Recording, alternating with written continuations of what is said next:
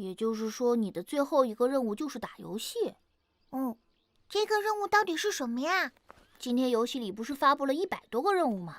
妖王佛兰的赞赏，这是里面最后一个发布的，也是最难的一个任务。这都是一个任务单了呀！完成这任务可以说是游戏最终极的一项成就了。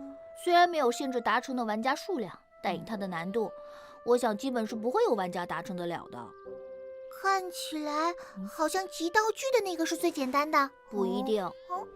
虽然目前已经有人得到专属道具了，但根据网上整理的，现在被发现的只有11种，还有2种没人发出来。也就是说，几千万玩家都还没有凑齐这13种专属道具。不过道具这种东西到后面只会越来越多，前期肯定会有人偷偷得到了道具不想发到网上。我估计过几天就有所有专属道具的详细资料了。目前看来最难的是第1条。不是有人已经50多级了吗？现在已经有100多级的了。因为游戏比较特殊，开服第1天就有很多高等级玩家。现在60级以上的玩家里，人类角色玩家占到12%，但全是红名的角色，非红名的一个都没有。其他的就全是妖兽或者是动物玩家了。妖兽起始能力强，有网友考据，妖兽初始能力值大概相当于人类的20-30级，所以现在大部分高等级的玩家都是妖兽玩家，但大家猜最后应该还是人类玩家会比较强。总之，达到200级本身就很困难，还要求不能红名就更困难了。小黑，你听不懂哪些？全部懂，什么经验什么名的。这个呀，让我来解释吧。我明白了。如果是普通的游戏，多花点时间总是能升到高等级的。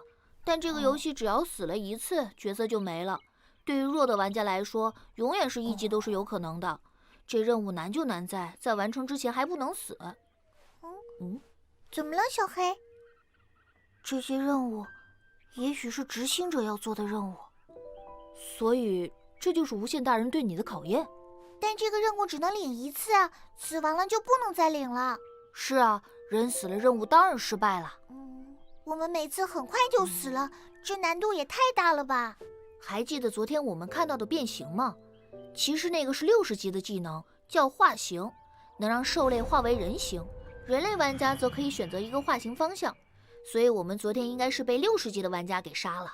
小黑还跟他周旋了几下，我们那个时候才1级呢，所以我们应该比自己想象中的要强。可以先升级试试，摸清大概之后，再回到1级领这个任务。我想直接领。既然知道了任务，就不能有试一试的心态。我们不能死，我们要在这1次生命中完成这个任务。抱着还有下一次的想法，本身就是不对的。就这样吧。说白了，就是我们可以死，但小黑不能死。感觉不太舒服，大家都不能死。我们就把目标定为全员都不可以死。既然我们要1次成功，就从建角色开始做好万全准备吧。我们限量版已经发挥了优势，至少有的选，今后每一步都要很小心。我们这里最强的是小黑，战斗就要靠你了。我一定会保护好大家的。战斗和武力就交给我和小黑了。那我是游戏顾问。那我就是游戏小白。游戏里的灵力和现实中是一样的，也有6大系，除了灵力之外，还考验身体素质和反应。就比如山西你，判断力、反应速度非常好，应该是游戏玩得多，有点战斗意识，但身体行动跟不上。可以试试造物系的傀儡师，你可能更适合操控。有类似于治疗的方向吗？有啊，是生灵系，主要是辅助。我考虑一下，游戏中决定。小白就简单点，在御灵系中选一个吧。好。我和小黑还是选我们最擅长的。这次可是动真格了。现在这4个任务，第2个我们应该还做不到，暂时不去挑战，以第1个任务优先。第3、第4任务可以在练级的过程中顺便进行。重点是这些任务失败的条件，死亡即失败，这个不用多说。除此之外，任务2、3、4没有别的失败因素，只要慢慢完成就行。主要是任务1要求不能红名，也就是说我们只要一红名，任务就失败了。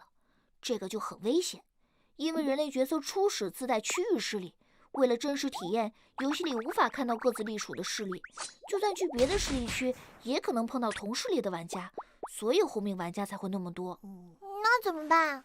有一个办法哦，就是组建势力。哦，我们自己组成一个势力，那样其他人就都是我们的敌对势力了。只要我们不互相残杀，就不会红名。这么简单啊？不简单，组成势力是有要求的。一，组成人数起码3个。2，拥有势力领地，一旦失去领地，势力就算解散。正好抢领地也是副本任务之一，本来就是我们的必经之路。具体要怎么抢呢？干掉领主便可替代，但是对方在自己领地里有4倍能力加成。网上已经有人拼了一些世界地图，这些颜色都是玩家的领地，其他绿色的是还没有开荒的野地。这样的地方需要打败原生 BOSS 才能占为领地。当然我们知道 BOSS 也是玩家，所以和抢别人的领地是一样的，但 BOSS 有系统上的加成，玩家一般都是组好多人才能打下来。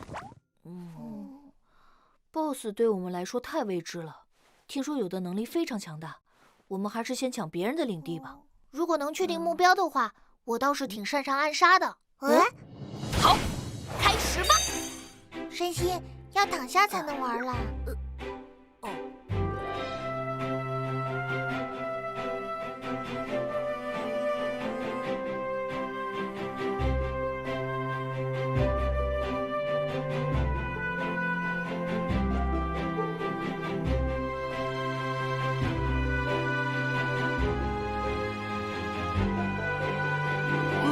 这集好无聊啊！